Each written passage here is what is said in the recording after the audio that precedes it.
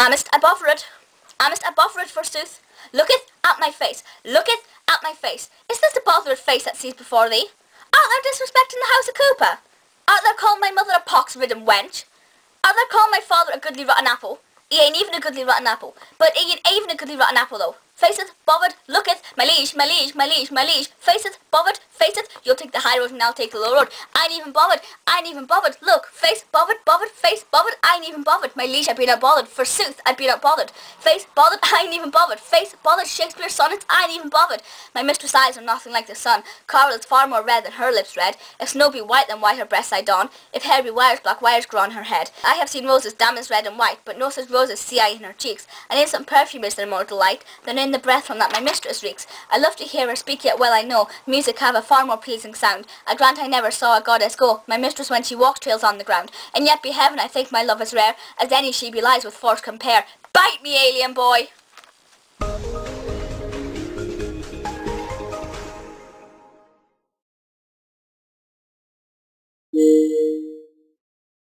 So today I'm talking about another DVD, and this is the Catherine Tate Comic Relief Special. That introduction you had at the beginning, my apologies first of all, that's actually a little monologue Catherine has in it, which I'll talk about in a couple of minutes. Now this, I absolutely love. It took me ages to get hold of it because I couldn't find it, and then I found it in Nath Entertainment. It cost £2, but the sticker's been taken off kind of poorly. And I bought 2 copies. Accidentally, I do have 2 copies, not on purpose. Now, I love the Catherine Tate show, but the main attraction for me with this is David Tennant. Of course it is. It always was going to be David. And the other thing with this is not the fact that David is in it, but the fact that it's David and Catherine. They are, without a doubt, my favourite TV duo ever. They've done a theatre duo as well. They're just absolutely fantastic. So that was a very main attraction for me. But obviously there are 5 different children in comic relief, goodness, my apologies to comic relief. There are 5 different comic relief episodes in this. So the first one is the one where we have Lauren Cooper and she has an English lesson, and the teacher who comes in is the supply teacher, and he has a Scottish accent which he has great fun in making of. The teacher's name is Mr. Logan, but we will know him better as Mr. Tennant. And that there is a picture of, I believe that is actually a screenshot from filming, because never once did Mr. Logan smile like that in the clip. But we know him better as Mr. Tennant, but of course he is called Mr. Logan. And Lauren's like, I don't want to spoil it because it is very funny, but they have this little rapport going on, a really hilarious rapport between David and Catherine. But there's really great tension between Mr. Logan and Lauren Cooper. It is absolutely fantastic. And my favourite bit, well, one of my favourite bits is where Lauren goes, "Sir, are you the doctor?" And David goes, "Doctor who?" That's it. The entire class just breaks down in laughter. The audience, you can hear the audience there. Really, really funny.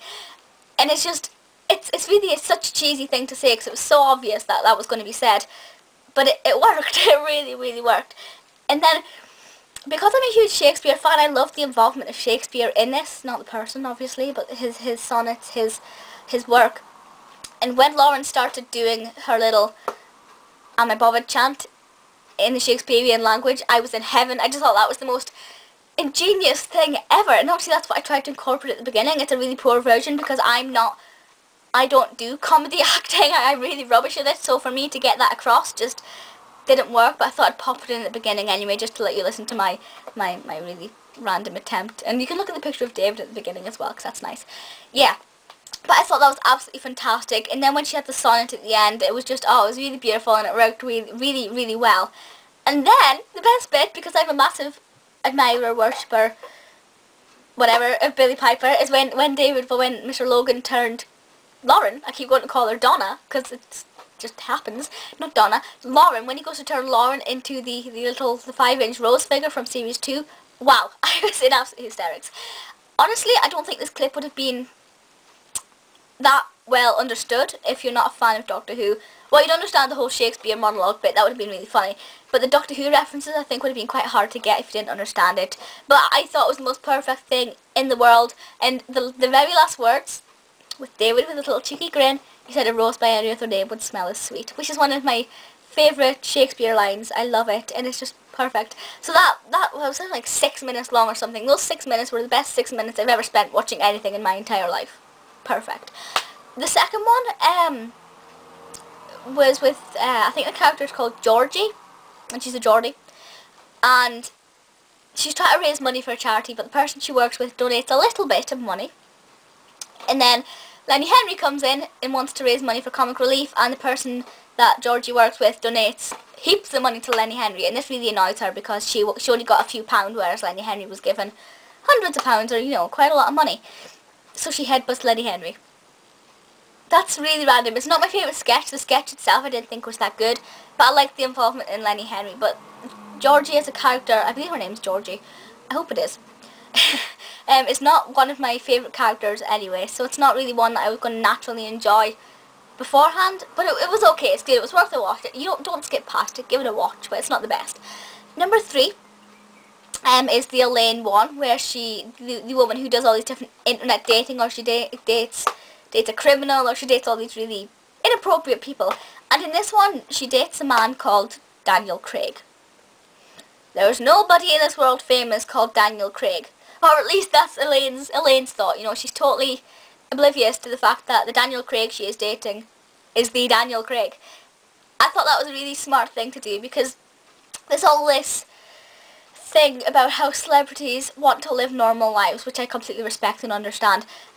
You know, how they don't want to be known as, they don't want to be dated for who they are. They want to be liked and loved for their own personalities, not their status, which Elaine can give him. And it's really funny to see how it works, and it's just really entertaining. Definitely maybe the 3rd or 4th best one out of all the 5, which might not be saying much, but it is really enjoyable and worth watch.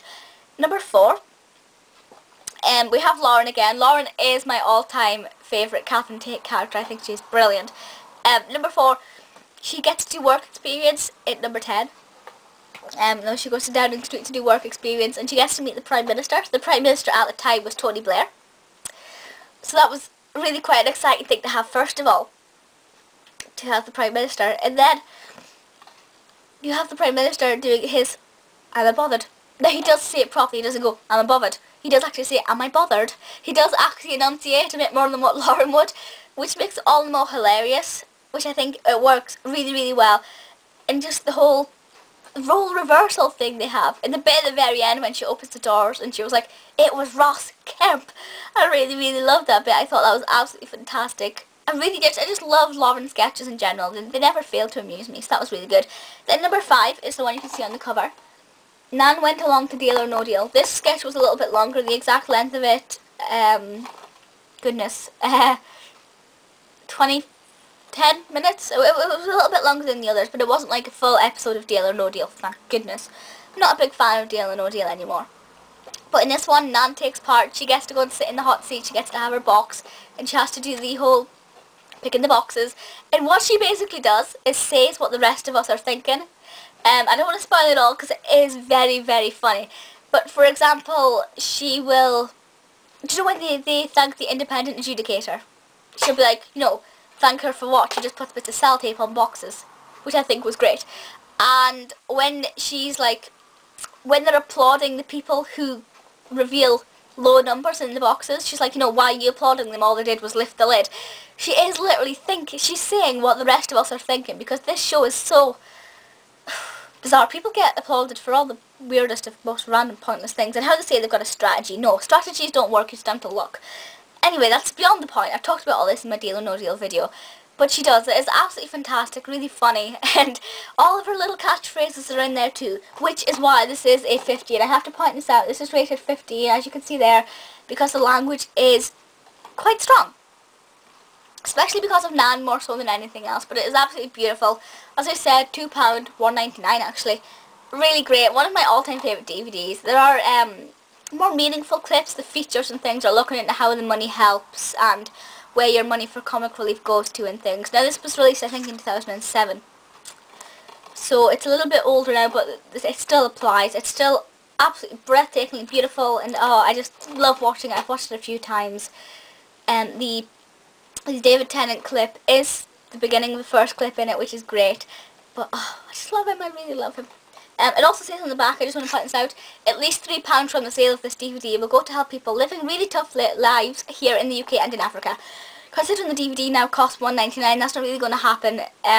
So I kind of feel ashamed that I didn't buy it when it first came out. But I guess I could just go and donate that £3 straight away to Comic Relief, because I do loads for charity anyway, so I might as well just, yeah. But yeah, it is really great, definitely worth getting hold of. Very, very, very, very funny. And the fact that it's David and Catherine on another DVD is just perfect. But that's it for just now, because I'm going to start rambling about how much I love them. But that's it for just now, so I'll see you all next time. Bye!